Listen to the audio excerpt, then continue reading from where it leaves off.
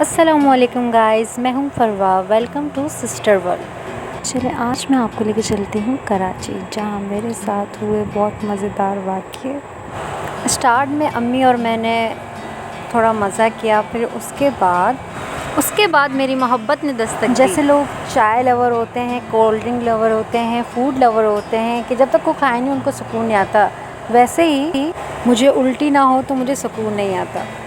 फिर उसके बाद मैं लंबी नींद सो गई कि कराची आ गया। जैसे ही कराची आया तो वहाँ रेंजर्स के कुछ लोग चेकिंग कर रहे थे।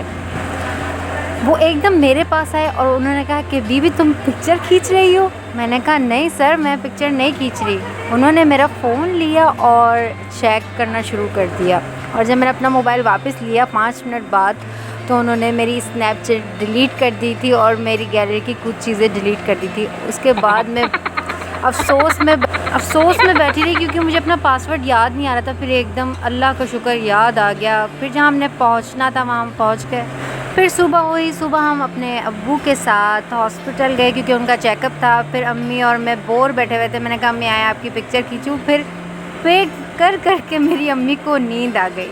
फिर हम रवाना हुए अपनी दूसरी मंजिल की जानिब। फिर मैंने सोचा चलें कराची दिखा दें।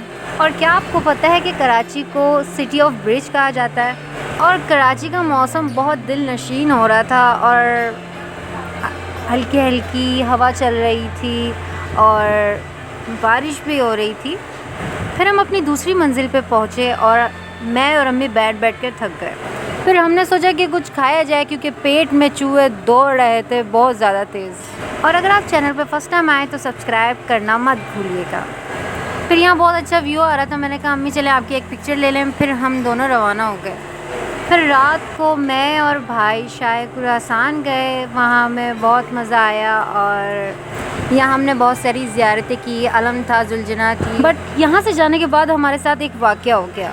जब हम वापस आए तो हम पे FIR कर चुकी थी क्योंकि जो हम बाइक लेके गए हुए थे वो हमारे कज़न की नहीं थी, वो किसी और की थी और हम 4 घंटे से गायब थे। फिर मैंने खुशी खुशी कराची को बाय किया, पर 3 घंटे बाद देखा मैं तो कराची में ही थी।